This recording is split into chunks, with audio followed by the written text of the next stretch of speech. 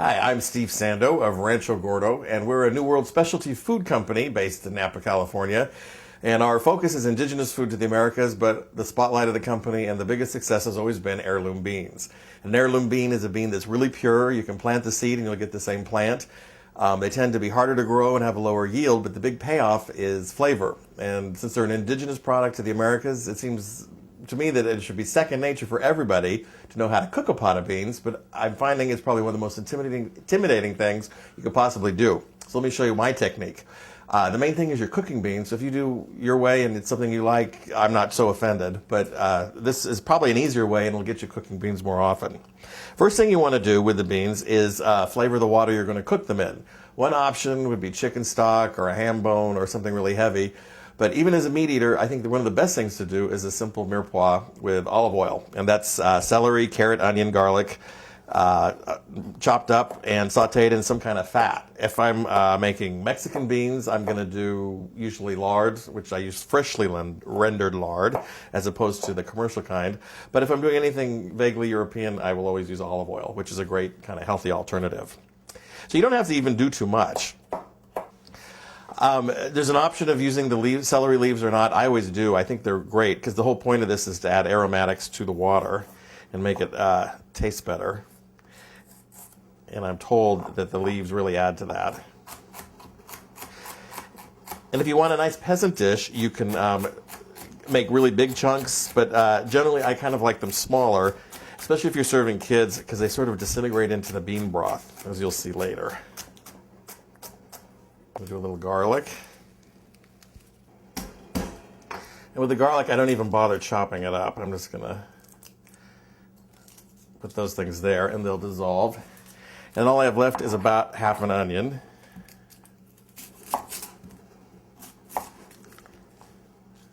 And another thing, if you're ready to make beans and you realize you don't have celery, but you have everything else, don't waste your time. I mean, don't not make the beans. Leave it out. I just think at the very minimum, if you do onion and garlic and a little fat of some kind, that's all you need. And you'll see it's not very much fat at all anyway. All right, so I'm going to preheat my pan. This is going to be medium heat because all we're going to do basically is saute the vegetables, and then we'll use that as the base for cooking. And then I'm going to say, I'm just covering the bottom of this pan. And this is for a pound of beans. So I'm going to say 2 tablespoons maybe, but you can let yourself be the guide. All right, now that the oil's nice and hot, we're going to add our vegetables. And we're just going to saute them until they get soft.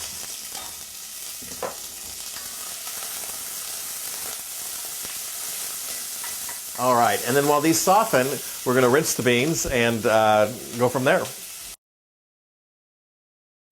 All right, so our vegetables are nice and soft. They've been sauteing for a while, and they've given up pretty much.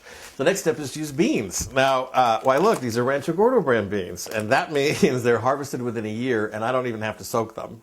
And actually, if you know you're a bean person, like if you go to a farmer's market and find someone growing beans and they're fresh, which I would say within 2 years, you really don't have to soak. In countries like Mexico and India, where they are huge legume eaters, they don't bother soaking. Italy has their own traditions, and even if they're fresh, they soak them overnight, change the water, and bless them, and do everything they possibly can. So it's kind of up to you. I've done side-by-sides, and if you have time to soak for maybe 2 to 3 hours, I do find sometimes they cook maybe a little bit more evenly, and maybe they don't break up as much, but the main thing is it's not that much. So I'm going to leave it up to you. I don't bother soaking. But it's a great sound, isn't it? This bean is called lila. It's a beautiful purple bean that gets really plump and juicy. But even though there's no rocks, I'm going to want to rinse them because it's organic. It's an organic product.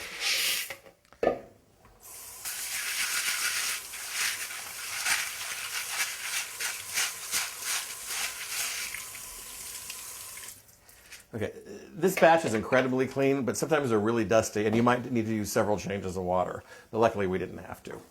All right, so now I'm going to add the beans to the vegetables. And because I've got this really lovely vegetable base, You really don't need chicken stock, or you don't need a ham bone, you don't need beef stock. This is probably all psychological, but I like to make sure that each bean is coated with some of the oil and some of the vegetables and mirepoix. And that's what I'm doing. And then we're going to add water. So I've added water. I'd like to cover it, since they're unsoaked, by about 2 inches is probably the best. But keep in mind, you're going to have to keep an eye. You might need to add some more. We might need to turn up the heat to bring back down. It's never an exact science. But I am going to bring the heat up now. This is a really lovely enamel cast iron pan, so you don't want to use the heat too high, and you don't really need to because it builds up. But we're going to wait and we're going to wait for this to come to a really hard, full boil, and then we're going to reduce it after that. What I've done is put a lid on this pot, and that's obviously going to make the beans come to a full boil much faster. And we've been boiling them really full boil for about 10 minutes. And you can do this for about 10 or 15 minutes. And what this does is basically tell the beans that you're in charge. And by the end of this, you're going to win and have beautiful, soft, creamy beans. So as at home, if you've done this for about 10 minutes, what we want to do is lower the heat to a simmer. Now, if you've got plenty of time and it's a lazy Sunday, I put it as low as it'll go, and just till there's barely a bloop coming out. If you're in a little more hurry, you can do a slightly faster boil. But the main thing is, I think you're going to want to budget 2 to 3 hours for the beans to be fully cooked. You can leave the lid off, and you're going to have a lot of evaporation. And what I like to do is just leave it ajar. And sometimes I'll use the spoon itself. And that seems like a nice thing. You want some evaporation because the pot liquor, or bean broth, or bean caldo as we say in Mexico, is really almost just as much fun as the bean. It's a great liquid that you can cook with, you can make sauces with, you can even poach an egg in it if you have a little extra. All right, so at this point I can just pretty much leave them alone, go read a book, watch a DVD, whatever, and just let them rest and do their thing. And we'll check back in about an hour and a half to 3 hours and see how we're doing. All right, it's been a while, so I think we need to check on our beans and see how we're doing. And as you can see, it looks like we've had a lot of evaporation, almost too much. So what we want to do is just add a little water. In Mexico, sometimes they'll say that if you use cold water, that it toughens the skins, and I've honestly never found that to be true at all. So just to be safe, I tend to use room temperature tap water, not cold. I'm going to just cover it a little bit, because this water is going to turn into the pot liquor or the bean broth, so we really don't want to short ourselves.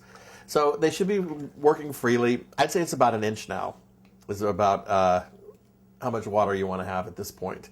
And in fact, let's test the beans too and see how we're doing. Wow, they're almost done, which is great, and they're delicious, just so you know. So I think what we'll do is salt them now, because they really taste like beans. And this is all part of my insane mind, but it's almost like there's no turning back. The beans are going to soften now, and that's the moment when I do that. And it smells like beans. It's a kind of a heady aroma.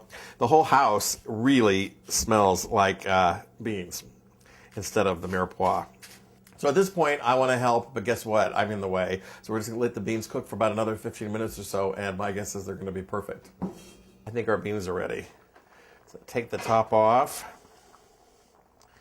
I'm going to turn it down as low. I'll turn it right off. But first we're going to check. Look, they've calmed down. One trick to finding out if the beans are ready is you can put it in your hand and blow, and if the skins pull away, the bean's done. Or you can just pop it in your mouth. Now, they actually were edible about 10 minutes earlier, but they were a little, not chalky, but sort of fudgy. And now they're getting to the creamy state, which to me is pretty much the optimum. So I'm going to scoop out some beans. And you want to get some whole beans, but if you're like me, this pot liquor or bean broth is just as important. And there you go. That's a beautiful bowl of beans. And if you ask me, it's food, drink, and lodging all in one bowl. And that's how simple it is to make a simple pot of heirloom beans.